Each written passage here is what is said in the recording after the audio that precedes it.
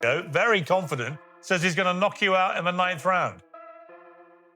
Yeah, man. You know, he's a dumbass, and so it's gonna be apparent on Saturday when he's the one that gets knocked out. I mean, genuinely, fighters always say this. There's the back and forth, but Piers, I'm being so honest, man. This guy is easy work. Warm up.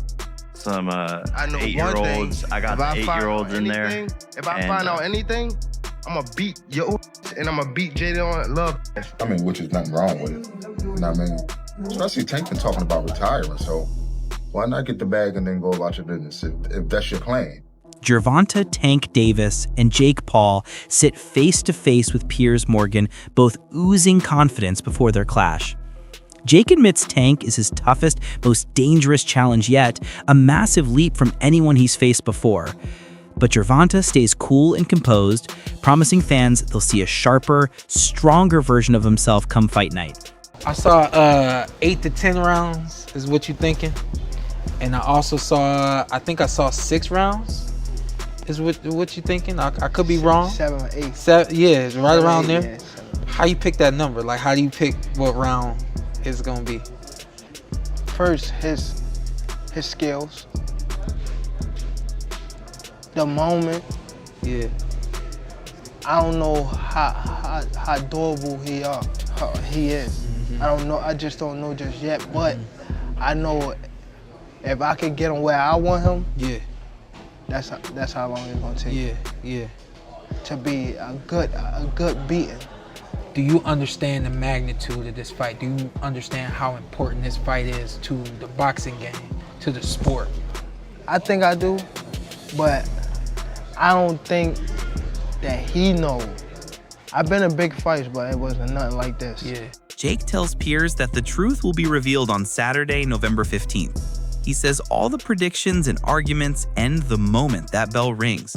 Jake believes his performance will silence every critic and prove who truly deserves the spotlight. In today's world, boxing isn't just about skill anymore. It's about entertainment, attention, and who can capture the crowd. Says he's going to knock you out in the 9th round. Yeah, man. You know, he's a dumbass, and so it's gonna be apparent on Saturday when he's the one that gets knocked out. I mean, genuinely, fighters always say this. There's the back and forth, but Piers, I'm being so honest, man. This guy is easy work. Amado Vargas says Jake Paul understood that shift before anyone else. Instead of chasing Olympic medals or long amateur careers, Jake built an audience first. By blending social media fame with boxing, he turned influence into paydays, titles or not. Now, many young fans care more about drama than tradition. Vargas warns, though, that while this new era brings excitement, the core values of boxing, honor, skill, and respect, must never fade. Explain this to me like a third grader. What is an exhibition fight? I don't even know, bro. I'm gonna be real with you. All I know is that Jake is making, goddamn. But when they say it, God bless Jake, bro, because this is what he figured out. He figured out this. He figured out boxing is all about attention. 100%. And he went from Disney to, you know, getting paid. What I told you, world champions that have dedicated their whole life to this sport, they will never get paid. Not even a percentage of what he's making. Yeah. But because attention brings dollars, it doesn't matter if it's a podcast, if it's a movie premiere, if it's boxing. If there's no attention on it, you're not going to make no money from it. This is like the WNBA conference. That's why they don't make the money, because they don't have the attention. No, for sure. I was at the WNBA yesterday, and that shit was lit, bro. It was lit? I was chopping it up with Floyd was there. It was good? Like, people, they won by like, I think 1 or 2 points. But I was standing up and I was jumping, you know, it was the finals though. Yeah. It's the finals. So, all that aside, I just feel like Gervonta could crack though, bro. Oh, of course. Gervonta could crack. I mean, so this is what I want he's sparred light heavyweights and heavyweights before. Like, this ain't nothing new. Even taller guys. For sure. Yeah, so what I really want to ask you in regards to that fight is, like, obviously someone like Gervonta is not, in his mind, he's not going to go out there and look stupid, no matter how it goes. Right. No, he's not. But that's what when I see it's an exhibition fight, I'm like, what does that mean? And you can still get knocked out. You know You know, I feel like that means there's not going to be no winner. No effect on the record. Yeah, that's exactly what it means. But you could get knocked out. So you don't think, because like, you know, the beef now is like, this shit's the WWE. That's what people say about boxing. I mean, like, you're completely right about Jake and what he's done. It's insane. Yeah. But he'll get the WWE. Oh, this is just like, what is this? Do you see it that way? God bless him, bro. God bless. Hey, call my fights WWE fights, whatever you want to call it. If I'm getting paid $80, $100 million, I mean, come on, bro. And look, the thing is, every single person that is commenting that, if they brought $100 million check in. For Gareth, this fight between a seasoned pro like Gervonta Davis and a YouTuber turned boxer feels surreal. He calls it a spectacle, not because of a lack of talent, but because of how unusual it is. Jake mastered the art of turning chaos into tash, grabbing headlines whether people love or hate him. Gareth says that's exactly why this fight exists, because attention now equals opportunity. Like it or not, Jake's influence has changed the game forever. Marry up all this. Well, there's an end game and a bookend to what Jake Paul's doing, and I think he's getting very close to the bone with this one, because it doesn't really work. It's the biggest freak show so far. Like you say, Gervonta is not in everybody's list, but he's there or thereabouts in the pound-for-pound list. I mean, since the Lamont Roach fight, people have been down on him a little bit more. You know, a lot of people might have lost that fight, you know. Obviously, his troubles and travails away from the ring have meant that, you know, people are starting to question at 33 now, is he? No, I don't even think he's that. 31. I think it's 31 max, 31. Yeah. But they're beginning to question his validity. Yeah. 31, yeah? 30. Okay. Yeah. They're beginning to question, or I don't think we all are, but people are in general beginning to, pundits and some fans are beginning to question his validity in that top 10 pound-for-pound list. I think he belongs there myself, or just outside it. Certainly in the top 15, no question. Maybe top 13. I think I've got him. I think I had him at 11 or 12, but I might have done a list on Saturday night. And obviously, we want to see him in the ring with Shakur Stevenson. It's the big fight. Or even in Naoya Inoue at some point, which is a fantasy matchup that I remember dreaming about around the same time I was dreaming about Terence Crawford and Saul Canelo Alvarez a couple of years ago. Mm-hmm.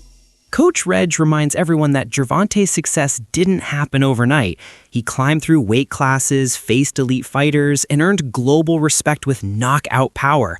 People say Tank is chasing money now, but Reg insists he's earned that right. Boxing is brutal. One night can change everything. Tank still stands for discipline, courage, and legacy. Critics may focus on what he hasn't done, but greatness always attracts judgment. You know what I mean? Especially Tank been talking about retiring, so why not get the bag and then go about your business if that's your plan? I mean, if that's your plan to retire, then go get the bag and then go about your business. You ain't doing nothing wrong. I'm not against it. You got some people that are very critical of Tank. Does it make sense depending on what you're in boxing for? Because you got some people that want to fight the best. You got some people that want the accolades, the belts, you know, the undisputed. And you got some people that just came in this game like, look, I'm trying to get my family out of poverty and give us generational wealth. Does it all depend on what you decided to box for?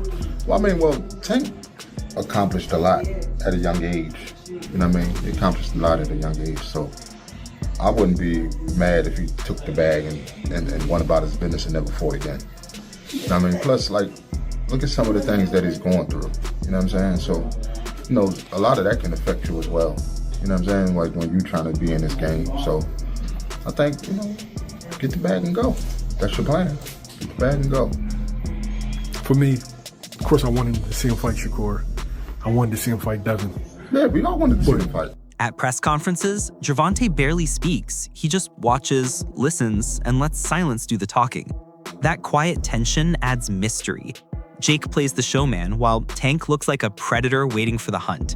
It's a perfect clash, one born from social media fame, the other forged in pure boxing. Even their body language tells the story. New school versus old school. It was lame. And even though Jake Paul tried to egg him on and try to goad Gervonta Davis on, he's dealing with somebody that is not a quick-witted, thinker. He's not a quick-witted speaker. Tank Davis is explosive in the ring. He's fast and powerful in the ring. He's charismatic inside the ring when he's punching. But when you put a microphone in front of him, he's not articulate. He doesn't know how to quickly respond to people. He stutters a lot. He does more stuttering than talking. So Gervonta Davis in front of a microphone is not going to sell. So Tank Davis shouldn't be put in a podium like that. He should have speakers for him. He should have someone talking for him. He should have a mouthpiece. Tank Davis is not going to sell this fight. And Jake Paul knows it. That's the reason he kept throwing jabs at him. He tried to get Tank out of his shell. Tank's not quick verbally enough. He's not quick-witted. He's not quick with the tongue. So in order for him to sell this fight, he's going to have an adversary that can spit something back. Like, for instance, Chavez Jr., he didn't have that quick-witted response, but he had the backing. He had the loyal following. And Chavez Jr., like many Mexicans, don't need to speak because they do all their fighting in the ring, and people know that. Tank Davis, I don't know, man. He didn't look good in his last fight. He's not fighting the killers in his division. People are getting off that Tank train, and we know that he's had his issues outside the ring. The love's not there anymore. Tank Davis is losing a lot of passion, a lot of followers, and people aren't buying this circus that Jake Paul's trying to sell. And I'm glad that people are getting off this train. The commission in Georgia got off this damn train. That's why they had to move this fight to Florida, where anything could happen. Fans read Tank's calmness in different ways. Some think he's too relaxed, not taking Jake seriously. Others say that silence means focus. Classic Tank. He studies, absorbs, then strikes when it counts. Boxing history is full of quiet killers who let their fists do the talking. Whether his calm means boredom or deadly confidence, we'll all find out the truth once the punches start flying. Jake Paul legitimately cooked Gervonta Davis in that press conference, and I really don't know how to feel about that. And to be honest with you, I still don't understand how boxing even allowed this to be made. Like, I don't. Like, dog, this is not an overstatement. Like, literally one of the core pillars holding up boxing is this literal, fake superiority complex that they have over literally every other combat sport. Despite literally being the least effective main combat sport there is. Brother, kickboxing, Muay Thai, Brazilian Jiu-Jitsu, wrestling, brother, I put judo over I put boxing. In terms of practicality of combat, oh yeah, 100%. Brother, if Jake Paul makes it competitive against Gervonta Davis, I'm looking at this like, brother. Oh, well, weight difference, brother. Gervonta Davis has been training his entire life. I'm sorry, bro. It's bad enough that the fact that if this was under any other combat sport, this would literally be like one of the most one-sided matchups of all time. And it wouldn't be in favor of Davis. No, dog, if you did this under an MMA rule set, oh my gosh, bro, Paul cooks Gervonta. It's not close at all. Like round one finish level. Like, understand this, Gervonta Davis versus Jake Paul is taking place in literally the only combat sport where Davis should win. I'm still shocked that they allowed it to be made. Because, there's no upside. If Jake Paul beats Gervonta Davis, now we're kind of looking like, wait a minute. What? Like, brother, don't forget. I still think it's a horrible look that Tyson Fury couldn't finish Francis Ngannou. That is so bad. Well, Francis Ngannou's a great boxer. Francis Ngannou, no joke, is one of the worst boxers to ever be in the UFC. He just has absurd power. No, look at the technique of Francis Ngannou. It's not that good. It's carried by power. Like, going into I'm hyped, but it's also, I'm looking at this like, bro, Gervonta has to finish, bro. And that's it for today's video. Make sure to subscribe, drop your thoughts in the comments, and stay tuned for more fight breakdowns because this story is far from over.